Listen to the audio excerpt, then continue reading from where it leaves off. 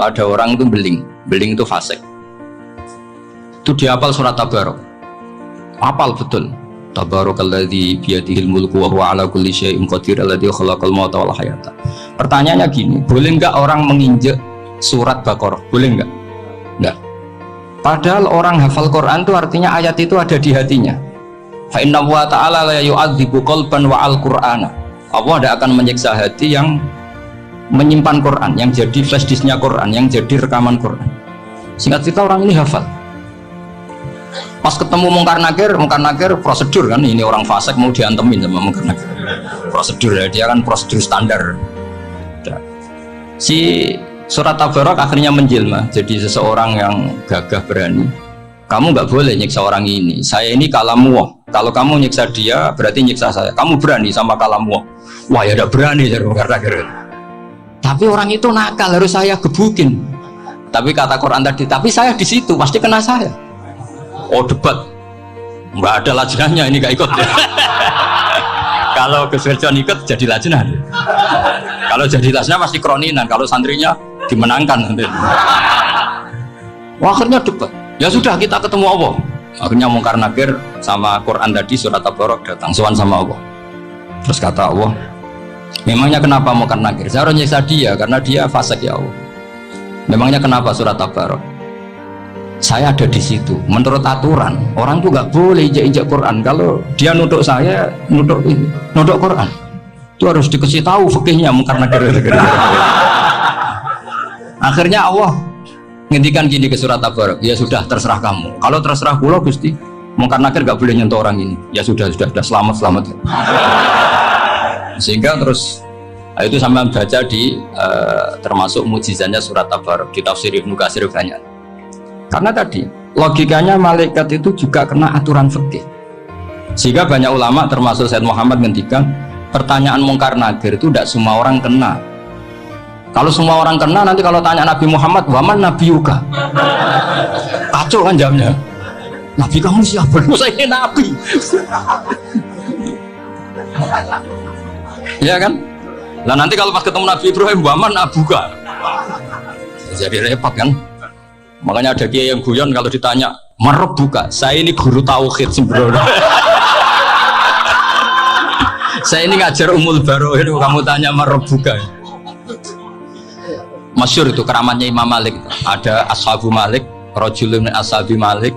Beliau ditanya Mungkar Nakir marab buka manabi buka. Imam Malik datang, ini seumur-umurnya itu ngajar tauhid.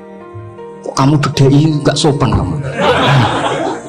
Dan kita berharap barokah sampean ngaji nanti itu. Malaikat itu anak sungkan gitu. Jadi itu dan saya meskipun guyon itu serius. Bedanya orang alim sama ndak itu di situ. Kalau orang alim itu guyon itu masih bener, masih serius. Coba saya bacakan ayatnya. Ala inna auliya Allahi la khaufun alaihim wa lahum yahzan. Terus lahumul busyra fil hayatid dunya fil akhirah. Artinya kalau Mungkar Nakir dengan penampilan garang gitu, berarti ada ketakutan apa enggak?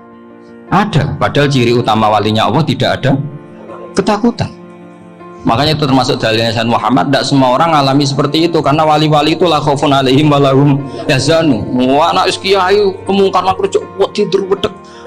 Iku rezeki ora kalau pertanyaan itu nak konan santri piye. Lho isen wis kiai dihanjuti Mungkar Nakir. Malu gak kira-kira? Mesti pelengahan konan santri piye. Nah jawabannya gampang karena pernah ngajar tauhid. Makanya Sayyidina Ali ini cerita ini ada di kitab Nurul Dholam. Sama lihat di kitab Nurul Dholam karangannya Syekh Nawawi Banten. Itu Sayyidina Ali itu ya, andekan orang biasa mungkin ya agak-agak hasut, tapi ini wali gak boleh kamu katakan. Dia itu mangkal sama Umar. Orang kok setiap orang pernah dibentak. Apa dia berani bentak Mungkar Nakir? Penasaran. Bagaimana kerengnya Umar itu berlanjut enggak gitu kira-kira. Makanya minta ya Allah saya minta kasyaf. Ya karena yang minta Sayyidina Ali karena mau wajah dituruti sama kasyaf. Dilihat Sayyidina Umar pas meninggal itu. Jadi hasud itu ya kadang penting asal baik. Loh betul bahasa Kanjeng Nabi kadang la hasada illa fisnaten. Itu Nabi bahasakan ya hasad.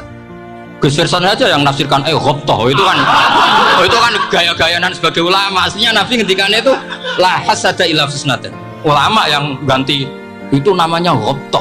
Wong Nabi sendiri nyebut hasad kok kamu tafsiri ghobtoh. Ya hasad ya hasad. Udah nggak usah ditawil-tawil, pokoknya gitu. Kalau sama nggak percaya nggak apa-apa.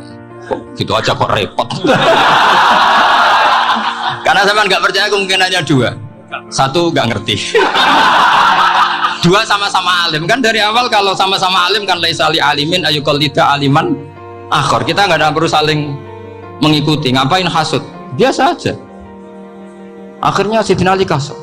Pas Umar bangun, setelah mati kan bangun, setelah meninggal bangun. Munkar Nakir datang dengan perang yang sangat garang.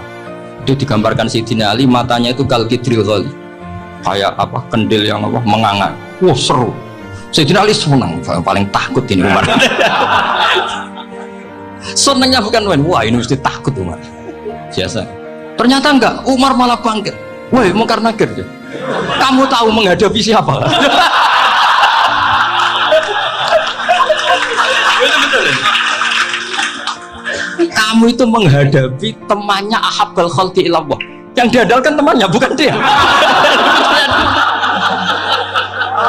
Kamu tahu yang kamu hadapi, saya ini teman kekasihnya Allah. Jadi boleh kamu mengandalkan Mbak Firjon. Tapi nanti resikonya Munkar Nakir tanya, itu Firjon siapa?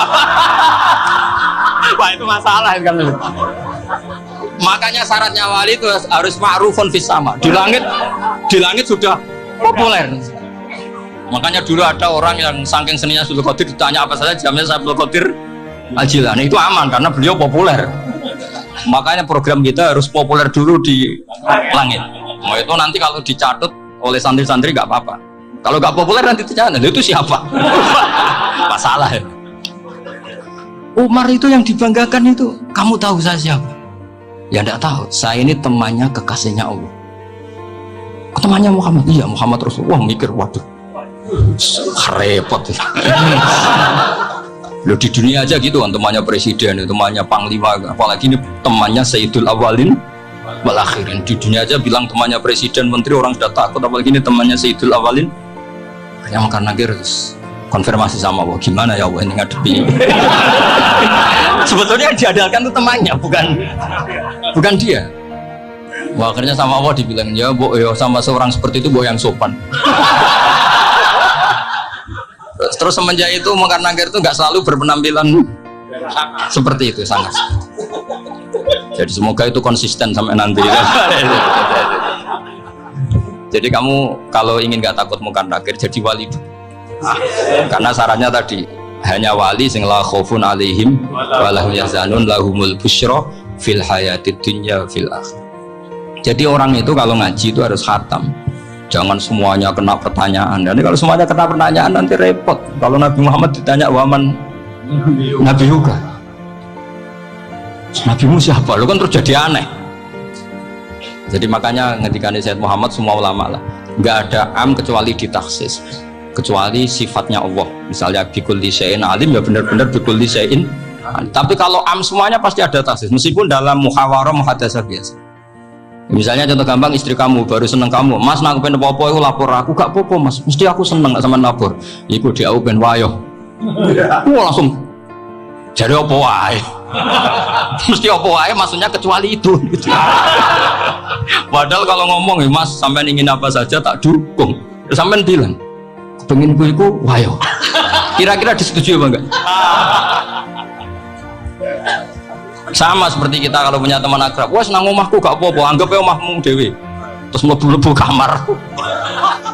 Jadi tidak ada am kecuali di taksis. Artinya kalau ada cerita bahwa orang mati pasti ngalami ditanya Munkar Nakir, itu pasti ada am yang di taksis. Itu pasti tidak dialami para anbiya, para auliya. Karena ciri utama wali itu la khaufun alaihim walahum yahzanun.